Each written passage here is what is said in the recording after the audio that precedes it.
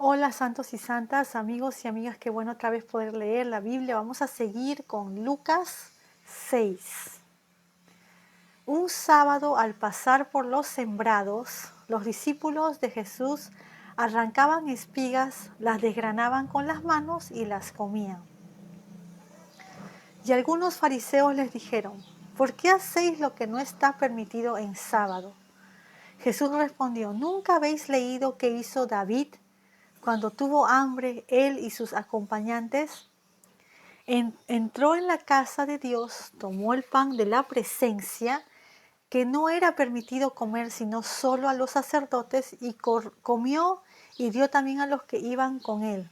Y les dijo, el Hijo del Hombre es Señor del sábado. En otro sábado, Jesús entró en la sinagoga y se puso a enseñar. Estaba allí un hombre que tenía la mano derecha seca. Los escribas y los fariseos lo acechaban para ver si lo sanaría en sábado a fin de acusarlo. Pero Jesús, que conocía sus pensamientos, dijo al hombre de la mano seca, levántate y ponte en medio. Él se levantó y se puso de pie. Entonces Jesús le dijo, os preguntaré algo. ¿Es permitido en sábado hacer bien o hacer mal? ¿Salvar la vida o quitarla? Y mirando en derredor a todos, dijo al hombre, extiende tu mano. Él la extendió y su mano quedó sana. Y ellos se enfurecieron y hablaban entre sí qué harían a Jesús. En esos días Jesús fue al monte a orar y pasó la noche orando a Dios. Okay. Entonces, vamos a comentar un poquito, ¿no?, de estos dos milagros. Bueno, en realidad es un milagro y lo otro es un evento que pasó, ¿no? Primero, ¿qué pasó? Jesús con sus apóstoles, con los dos, estaban ahí caminando en el campo, tenían hambre y los apóstoles agarraron las espigas de trigo, del campo, les empezaron a frotar y a comer, ¿no? Ahora, eso está permitido en la ley. O sea, en la ley, si tú tienes hambre y estás en el campo y hay frutas, hay trigo, hay algo, puedes agarrar, aunque no sea tu tierra, la ley permitía que tú puedes agarrar y comerlo en el momento.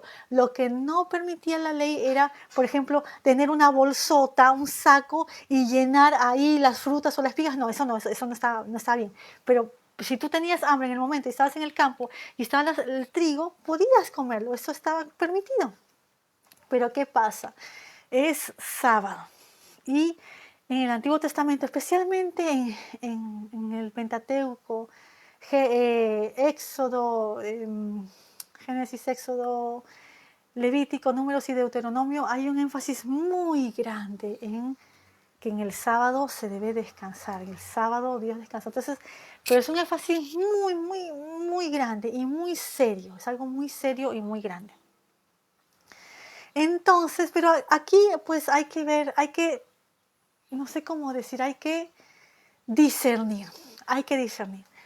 Porque ¿qué pasa? Los apóstoles están comiendo, entonces agarran las espigas, las frotan y comen. Pero ¿qué pasa, amigos? Es cierto que en el Antiguo Testamento, en la ley, está enfatizado no trabajar el sábado, no trabajar el sábado. Pero ¿qué pasa? Los maestros de la ley habían agarrado la ley, así de Moisés, la que le dio Dios derechito a Moisés, y la habían interpretado. Y esa interpretación otros la habían interpretado. Y esa interpretación otros la habían interpretado. De tal manera que ya para la época que viene Jesús, ya la ley, habían cosas que ellos habían añadido, que habían cambiado, ya no era lo mismo, ¿entienden? Ya no era lo mismo. Entonces habían decidido en su interpretación de la ley que agarrar una espiga y frotarla era trabajo. Esa era la conclusión de ellos. Y como lamentablemente los líderes religiosos no están creyendo en Jesús, no creen en Él, ven sus milagros, pero se hacen los ciegos. Escuchan su palabra, pero se hacen los sordos. No creen en Él y están buscando cualquier crítica para llevarlo a la cárcel, para alejarlo, para matarlo, porque le tienen envidia y no pueden negar sus milagros, porque Jesús ya está haciendo muchos milagros y no pueden negar sus milagros, no pueden negar su palabra, no pueden negar su autoridad. Entonces, ¿qué hacen? Critican. Entonces, es que Jesús es tan, yo sé que Jesús es Dios, pero es tan inteligente. Y ahora recién cuando leí, ahorita recién acabo de hacer la otra lectura en inglés, y recién después de hacer la lectura, creo que Dios me abrió un poquito la cabeza. ¿Qué pasa? Es cierto que los fariseos le están criticando esto, ¿no? ¿Por qué hacéis lo que no está permitido el sábado, no? Y Jesús respondió, ¿cómo respondió Jesús? Dijo, ¿nunca habéis leído que hizo David cuando tuvo hambre, él y sus acompañantes? Ahora, esto lo que está diciendo Jesús es verdad, esto sí pasó, está en Primera de Samuel capítulo 21. ¿Qué pasa? David estaba a la fuga. David ya había sido ungido, ya había matado a Goliat, ya era un héroe en Israel, era un valiente, famoso en Israel. Pero ¿qué pasa? Saúl le agarró mucha envidia con el tiempo. Pareciera, ¿no?, que Saúl, el rey Saúl, empezó bien, pero después desobedeció totalmente a Dios. Dios lo desechó, pero Saúl seguía siendo rey, quería seguir siendo rey, seguía siendo rey. No quería dejar eso, pero ya Dios lo había desechado a Saúl. Entonces Saúl le tenía mucha envidia a David, mucha envidia, porque David era un héroe popular, ¿no? Y Saúl estaba persiguiendo a David todo el día. O sea, no él, bueno, él en algunas ocasiones, pero más enviaba a sus hombres para que lo persigan y lo agarren y lo maten. Así de malo se volvió Saúl. Entonces David estaba a la fuga por muchos años, amigos. Muy duro lo que pasó a David en esas épocas, muy duro. Estaba a la fuga, se tenía que fugar de un lado a otro, se tenía que ir al desierto, a las cuevas, durísimo. Pero al mismo tiempo eso lo preparó para cuando era rey. Eso, saber todos los lugares, conocer, saber cómo sobrevivir, eso lo preparó. Pero bueno, fue muy duro. Como 10 años estuvo en fuga David de Saúl, ¿no? Y en una de esas fugas, él estaba con sus hombres, porque David tenía sus seguidores también, tenía sus hombres, y tenían hambre, y justo estaban cerca al donde está el tabernáculo y los sacerdotes, porque en esas épocas no había templo todavía. Entonces está el tabernáculo, los sacerdotes tienen su pan de la proposición, que es un pan sagrado solo para los sacerdotes. Pero David y sus hombres se morían de hambre y fueron al sacerdote y dijeron, por favor, le dijo David, danos pan, que tenemos hambre, no sé qué. Y bueno, ahí conversaron y el sacerdote le dio los panes sagrados, y David comió y sus hombres, y estuvo bien, o sea, no se murieron, una cosa así, no les pasó nada. Era una emergencia, amigos, era una emergencia. Y se podría decir que es una ayuda humanitaria, porque David había sido ungido, pero estaba en fuga, ¿no? Estaba en fuga, era el escogido, pero estaba en fuga. Y algo muy importante, ¿no? Esto es como una emergencia, ¿no? Que David y sus hombres comieron el pan de la preposición. Una emergencia, ¿no? Porque eso era para los sacerdotes. Entonces Jesús quiere decir que eso también es una emergencia. Y no solamente eso, hay una figura muy grande que yo recién me di cuenta hoy, miren.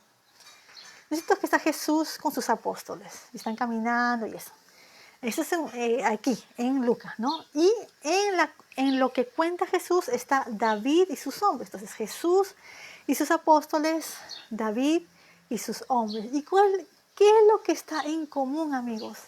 Que Jesús es rey y David también es rey, pero los dos todavía no han sido, no sé cómo decir, son ungidos, son reyes, pero todavía no se ha establecido su reino, ¿entienden? Jesús está ahí con sus hombres, con los discípulos, David está con sus hombres, ahí, y los dos están comiendo, ¿no? Porque tienen hambre. En el caso de Jesús, Jesús es el rey y también es el sacerdote, y está con sus hombres. David fue al sacerdote a pedir pan y el sacerdote les dio y comieron, ¿no? Es un paralelo, ¿no? Los dos son reyes. Jesús como hombre es un descendiente directo de David, ¿no? Y están en una situación que tienen que comer y comen, y todavía son en los dos casos, son reyes ungidos, no están reconocidos, ¿no? Pero qué interesante cómo Jesús acude a esa historia real, ¿no? La verdad que Jesús no sé cómo decir, es increíble, es maravilloso. Él les dio su manera de hablar, su enseñanza, y bueno, obviamente les dio, no solamente es un maestro ni sabio, que sí es sabio, pero es todo lo que habla, tiene sentido, tiene figura, tiene sentido, ¿no? Todo se complementa, ¿no? Qué lindo esa historia que compartió Jesús, que es cierto, pues está en 1 Samuel 21. Los dos reyes ungidos, pero que todavía no están instalados como reyes en una situación así, ¿no? Yo me pregunto si alguno de estas autoridades se dieron cuenta de eso, ¿no? Pero no. ¿Y qué más dice Jesús? Y esto es para completar la situación. Dijo, el Hijo, y les dijo, Jesús, ¿no? El Hijo del Hombre es Señor del sábado. ¿Qué quiere decir? Que Jesús, que también es el Hijo del Hombre, que también es el Hijo de Dios, que también es Dios, es el Señor del sábado. Jesús, Dios Hijo, es el Señor del sábado. Como diciendo, Él está diciendo, yo soy el dueño del sábado, porque Él es Dios, Él creó todo, entonces Él es el dueño del sábado, ¿verdad? Él es el dueño del sábado y autoriza a los suyos ¿no? En este caso están comiendo, ¿no? No está haciendo nada malo, están comiendo nada más, ¿no? Pero ¿cómo es, no? A veces la gente legalista, fanática, que quiere criticar, busca cosas que la verdad que no tienen sentido. ¿Qué? Bueno, ahora sobre el milagro, ¿no? Ahora estaba mirando hace poco y por lo menos he encontrado 4 milagros que se hicieron, que Jesús hizo el sábado, el día sábado. Ahora, yo me río, pero esto es una cosa seria en el sentido de que cuando Jesús hacía los milagros, amigos, ¿saben qué pasaban? Los maestros de la ley lo buscaban para arrestarlo y matarlo, imagínense. Porque él curaba el sábado, lo buscaban para arrestarlo y matarlo. Es algo muy serio, ¿no? Y que no tiene sentido. Entonces, ¿qué pasa? Ahora los maestros de la ley, esto no lo estoy inventando, cuando ustedes lo leen en los otros evangelios también, ellos ¿qué hicieron? Hicieron como una trampa para Jesús. En una sinagoga, que era sábado, en una sinagoga, agarraron y pusieron en la sinagoga a un hombre que tenía las manos secas. Entonces como que lo pusieron como diciendo, Jesús lo va a curar y ya, lo vamos a agarrar. Era una trampa. Pero qué trampa tan extraña, ¿no? O sea, quieren meter a la cárcel a alguien que cura, pero alguien que cura no es cualquiera, es el Mesías, es el Hijo de Dios y Dios, entonces, pero lo quieren meter a la cárcel, ¿no? Entonces lo pusieron ahí y ¿qué dice Jesús? Le dice a los que están ahí, les dice,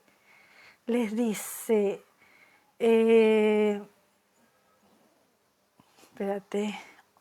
¿Es permitido en sábado hacer bien o hacer mal? ¿Salvar la vida o quitarla? Eso les dice Jesús. ¿Y saben qué dicen los que estaban ahí? No dijeron nada, se quedaron callados. Se quedaron callados. Qué vergüenza, ¿no? O sea, Jesús ahí para curar, Él puede curar y lo cura al hombre que tiene la mano seca y los otros porque le cura la mano seca, se llenan de furia, no tiene sentido. O sea, ¿qué lejos se puede alejar, qué lejos se puede alejar uno de Dios cuando, no sé, ya no sé cómo explicarlo, se habían vuelto tan legalistas, tan fanáticos de cosas pequeñas que habían olvidado para qué es la ley, ¿no? ¿Para qué es la ley? O sea, se habían olvidado del corazón de la ley y estaban idolizando, yo creo, la interpretación de la ley, porque la ley de Moisés no dice estas cosas que ellos estaban haciendo, pero su interpretación errónea y lo que habían añadido a la ley, ellos adoraban eso. Ellos adoraban, en otras palabras, ellos se adoraban a ellos mismos, a sus interpretaciones de la ley, en lugar de adorar y a poner a Dios sobre todas las cosas y a recibir a su Hijo amado, que es Jesús. O sea, estaban lejísimos, odio decirlo, pero estaban lejos de Dios, estaban bien lejos de Dios, ¿no? Y bueno, Jesús sana a este hombre con la mano seca, él dice, extiende la mano y la mano quedó seca. Y uno diría, bueno, se ponen contentos, ¿no? Porque curó a un hombre que tenía la mano seca. No, que dice, ellos se enfurecieron y hablaban entre sí que harían a Jesús. Imagínense, no tiene sentido, ¿no? No tiene sentido, no tiene sentido. Voy a decir una cosa. Aquí encontré un versículo que ya obviamente lo hemos leído hace tiempo, pero lo voy a leer una vez. Ahora, esto es un episodio parecido donde Jesús cura a un hombre,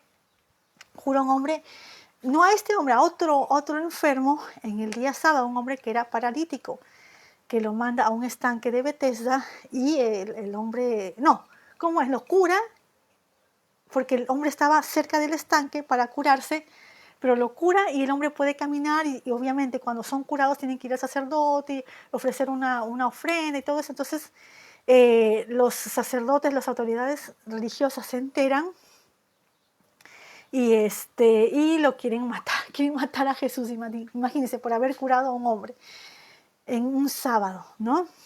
Entonces voy a leer lo que dice Jesús, amigos, lo que dice Jesús, porque la verdad que dice la verdad, pero a veces la verdad es chocante, ¿no? ¿Qué tanto se han alejado, estas autoridades religiosas se han alejado?